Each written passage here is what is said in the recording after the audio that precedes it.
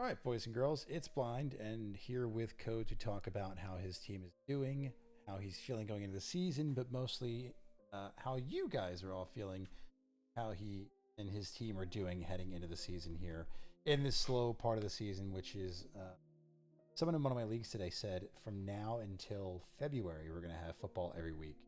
That is just a nice way to look at things, I think. So.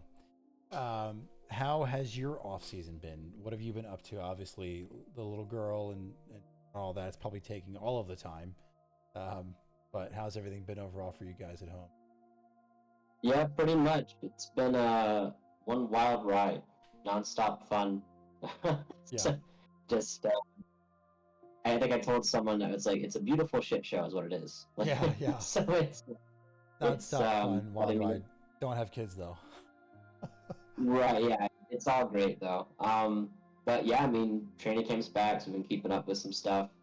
Uh, obviously we did all our off-season content together, talked contracts, talked Yeah, holdouts, talked all and that this stuff. is But yeah, I'm excited because camp's back, the pads are back on. Just keeping abreast of all the things happening around the league and with my guys, with other guys, players that are yeah, injured, players that are looking good in camp. Because I mean, you never know when someone breaks out. yeah. So And this is just on our front. This is the last thing we're doing until we're doing our weekly quick recaps. We're yeah, not doing those big long form videos, I don't think, during the season anymore. I think we're just going to end up doing like recaps and then kind of bigger topic discussions. Maybe like a midway we'll do like check in mid and season, right? yeah, Yeah, like a we'll mid do a mid season. season check in and um, we'll do like a trade deadline kind of preview stream because those are fun. A way too early mock draft, which I think we need to make a little later, but. We're not going to be doing these things. They're going to be quick, rapid fire. So this is your last time spending a lot of time with Code and I in particular. But this is the second video in the chain of 11 slash maybe 12 if Alan can find some time for us to come through. So let's kind of just go right into what we've got going on. Exact same format as you saw in the first one with Cam, talking about the projected finish in the division. And I think a lot of people have pegged Ticket to Ride as a favorite in the division, and the survey results speak similarly with a slightly different story. So even though you're considered a favorite, 8 teams putting you in second place. We've got 3 teams saying they think you'll finish first place, and 1 lone team saying that they think that you will finish third place, which is disrespectful. Because I think they put me in second place and you in third place, which is an absolute lie. But an overwhelming majority in second place. Do you remember how you voted? Did you also vote second place? Because it's, we haven't gotten to that interview yet, right? But I think it's safe to Yeah. assume it's Brownout. Do you kind of feel like this is applicable? Do you not like this? Are you okay with second place? Is it an underdog? Like, where's your head at when you see? I mean, I voted first place. Obviously, I'm not going to put myself any lower. I think that, I mean, Cambridge is a great team, but it's fantasy football. I think either one of us could finish first. And I mean, the third place vote, like, yeah, I guess it's kind of disrespectful, but I mean, if Hertz or Allen get injured, I mean, my season's kind of like dependent on both of them being healthy all year. So, and I mean, I think that Vasquez, he's got a like sneaky solid team. Like, I don't know. Like, I get there's a lot of hate because of just how bad that roster is, but like last year, Project went on a tear at the end of the year. I mean, I know he added some guys in free agency. He doesn't have like a bad roster. I mean, Chase Brown, Tua, Waddle, Stack, T. Higgins. Like, he's got guys that can put up points. So I mean, I'm not going to be shocked if he like upsets Brown out one week or upsets me one week. So I mean, obviously, no disrespect, but the implications are, in their rebuild officially. So it's not like anybody in this division has anything to fear from them. But I mean, it's fantasy football. You could knock off any one of us potentially. You never really know. So Yeah, I mean, I think it's fair because, like we talked about with K-Migs, I think one of our off-season videos we talked about it, and someone I keep remembering, someone was like, K-Migs is dying a slow death, and I'm just like sitting here looking at his team. I'm like, where? it's me and K-Migs. It's me and K-Migs for the next 2 years. I could that's just it is what it is. So, uh, yeah, I mean, first place, second place. I feel like it's warranted to put me in second place, not necessarily because my team isn't as good, but because K-Migs is just his roster just so stacked. I can't see why anybody would put me over him unless you're confident in, I mean, outside of myself, of course, I'm going to think that I'm going to do as best I possibly can. I pick myself to go to the championship. Yeah.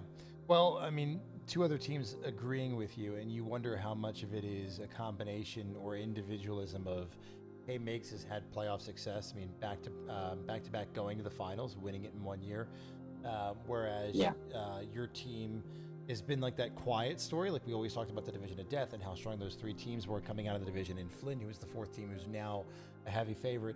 But then here you are as one of the top teams in the league as well, barely missing third place in terms of win percentage. You just don't have so much of the accolades behind you in the playoff side of things as maybe Cam and K-Migs do. So you wonder how much of it is each of those, but your win percentage and your win-loss record and your points for are really right up there. And so I think seeing you in the same division as K-Migs is very interesting. Week 2, you guys play. I really wish it was week 1. I feel like that would just be like a really fun start to the season. But it is week 2 that you guys will face off in. As you can imagine, with the votes going the way that they did, the next question is, how many teams do you think have you locked into the toilet bowl? Not how many you think, it could, if it falls this way. No, you're guaranteed to go to the toilet bowl. 0 teams think that you are a guaranteed lock, for the toilet bowl. Not a single vote going your way. When it comes to the playoffs, with these 9 votes for second place, obviously if you come in first place, you're in the playoffs. 9 votes for second place. How many different teams do you think said he still makes playoffs? If you had to guess. I had to guess for still in playoffs, maybe 4 or 5. 4 or 5? 8. 8 different teams said that you are a lock for the playoffs. So 2/3 of the league thinks you are 100% guaranteed to be in the playoffs. Yeah. And so that's nice. Some respect on your name to an extent. Obviously, you voted for yourself. So the 3 teams in first place naturally should be voting for you. So 5 of the 8 that said you're coming in second, still saying you make the playoffs, but then that 3rd place and the other 3 said that you don't. This was significantly higher than what you expected. Why do you think that is? Yeah, well, I mean, I think that when you look at it, I mean, I've been, keeping busy. This is like the one league I'm in, outside of the home redraft and then the one startup that we do. Just because commish duties are just so much, and it's like I can't imagine people being in 10 or more dynasty leagues commissioning multiple leagues. I'm just like I can't do it personally, and especially now with the kids. So, but I mean, I've just been looking at everything, looking at all these teams. I mean, like there are quite a few good teams in this league, and I mean it's like 8 of these teams that say that I'm locked into the playoffs have a pretty good shot at making the playoffs as well. I mean, I'm not going to be like shocked if Morgan makes playoffs. Not going to be shocked if Allen's probably going to make playoffs. It's like, but and then Unicorn and Flynn in that division. I mean, Unicorn has a great win-loss record over the history of this league as well, so it's hard to really count him out, from the jump. So I mean, it's like we've got like the top 8 and then like the bottom 4, which we know are pretty much locked in toilet bowl. So I'm not going to be like shocked if something swings the wrong way and then find myself in the extra pick bracket. But that's obviously not the goal. Yeah. Well, that's where it gets so. And I've talked about this so many times, and you guys are probably sick of it at this point. There's 3 teams that are declaring that they're rebuilding. Rick kind of seems like he's teetering, and he's that 4th one. But that still means that there's 2 teams who think that they're going to the playoffs that aren't. And for the first time in really a long time, in my opinion, I don't know who those 2. In the past, I've been very much, I think it's this team or I think it's that team. No idea. No idea this time. And there's nobody who's declaring that they're going to do it. So it should be really interesting.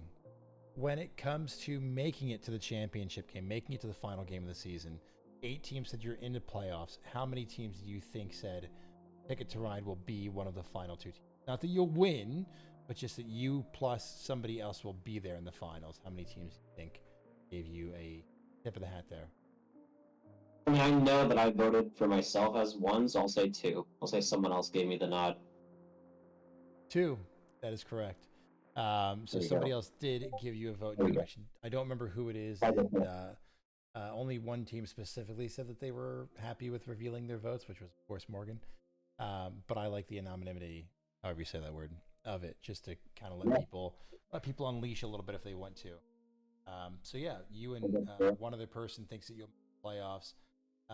You think this is a story again of Ticket to Ride not being given the glory they deserve, or is this just, hey man, it's tough to make it to the dance kind of thing? I think it's that. I mean, I was gonna pick myself to go all the way. You know, the minute you put up that form, just because I think I'm built for it. I think this is the really what it comes down to is, can Hurts and Allen stay healthy throughout the year? Because I've run into situations, you know, every single season in this league. 2022, we're in the playoffs and we're running with Mike White as my QB2 in Superflex, and then I think we had Desmond Ritter, and we've never had. I think, well, we didn't even have Allen until last year, so like, but we have had Hurts from the beginning of the league, Right. and I think he had some ankle injury one year, and then knee problems last year. Yeah. And he had the concussion against the Commanders game, which really stung. But that's just the nature of fantasy. So I mean, if those guys can all stay healthy, then I don't see why I wouldn't put myself as one of the favorites to win it all. Yeah, and it's one of those things, right? You can't predict the injury bug, and so you just kind of have to go with it. And I know that there's talk of, that's going to be a debate that I think lives forever in fantasy football. Of this guy has depth versus this guy has no depth, but he got superstars, and where's the value and which one's better? And it's not the right answer. It's the luck of the dice. I had no depth in my miracle run in 2 years ago, and had a great run. Cam has no depth this year. Can I do the same thing, or two injuries take him out? Allen had no depth and couldn't start somebody in a flex 1 week because he had no money and no space. So it's just, it really just depends on how the cookie crumbles to an extent. Whereas you've seen teams with a lot of depth, like K-Migs, go ahead and win the whole thing. You've seen teams with a lot of depth, like Morgan, still hasn't made it to that dance yet, but very optimistic for this year. So it really it's really tricky, and there's no right answer. I think that's probably what makes it so fun and engaging sometimes. So, overall rating, I feel like this is a pretty positively scored thing. 8 teams saying you're in the playoffs, if not mistaken, is one of the higher percentage things. It is the 4th most votes to be locked in the playoffs. So there is a massive drop off after that. In terms of how many people saying they're locked for the playoffs. There's there's 2 teams that got 11, one team that got 9, which we saw in our video is Cam a moment ago. You've got 8. Everybody else, Cliff after that. Wow. And then there's a pretty big jump. There's a couple teams that got a lot of votes for the championship predictions, and then a Cliff, but you're on the top of where it fell off to. That's all over the place and all that good stuff. So overall, really a positively scored one. It's also nice saying, hey, nobody thinks you're in the toilet bowl. Pretty comfortable with that. It's always a good. Nobody wants to be there with me. That was nice. Final thoughts. Anything else you want to talk about before we wrap this up? And then I've got one more question for you as we finish this. Not particularly. I had something that came into my mind, but it's gone now. So maybe if it comes back to me, I'll bring it up. I did the exact same thing with Cam at the end of ours, so hopefully it will. The last question I have for you is what does success look like for you, your team? Do you think it needs to be a championship? Do you think it needs to be in the money? Do you think playoffs? Like, what is that? Obviously we all want to win the thing, right? But if we fast forward a few months and say, Ticket to Ride, end of the season, going blank and doing blank, what is success there for you and for your expectations for the team this season? Expectations for the team. This team was built to win. I think. Really. So it's like we're paying Hurts and we're paying Allen the contracts that they're obviously worth. So we're expecting them to be our heavy hitters and produce. And if they don't, then we just roll to the next year. I think that I don't know if I'm going to say championship or bust. I feel like last year I said championship or bust. I mean, it seems like general league consensus is that I'm a top 3 favorite, which I mean, I'll definitely take it. But I mean, there are some very solid teams still. We've got, I mean, Chase's roster is loaded. Morgan's got pretty good team as well. You can never count Allen out, even though he's unavailable most of the time, just dealing with life. And then, I mean, finding myself in a division with Brown out. Like I said, it's gonna be me versus him as the heavyweights in this division, and anybody can take it. But someone's got to be second place, right? So that's how it goes. But Yeah. I mean, yeah, expectations for the roster overall. I mean, I think they're pretty good. We've built for this. I feel like I've built a team where I don't necessarily have to trade. Maybe I need to make some moves for a quarterback during the year, but with how much I'm paying Hurts and Allen, there's no way I'm starting anybody over either of them. Yeah. So the only way I would need to make a move for a quarterback would be if there is an injury, and that is even if I'm still in the race to compete at that point, which you never know when that's going to be. So, I mean, I think, yeah, this offseason, every move I've made has always been very methodical. There's always intention behind every waiver pickup, every drop. Everything's made with purpose and intention. And I'm not saying nobody else is doing that as well, but that's just building this team, build it to win. I've got exit plans for some of the veterans, and I think that, I mean, everyone's making moves that they can make to better their roster and better their chances to win, and I'm doing no different here. Yeah. Well, that does it for us. Appreciate you jumping on and taking some. The video you'll see next is me. It's really weird going in the middle instead of at the end like I usually do, but you'll be interviewing me and kind of going over some of the same things we went over, but that's going to do it for us for this episode. So we'll see you in the next one here shortly. Hope you guys have a great rest of your day.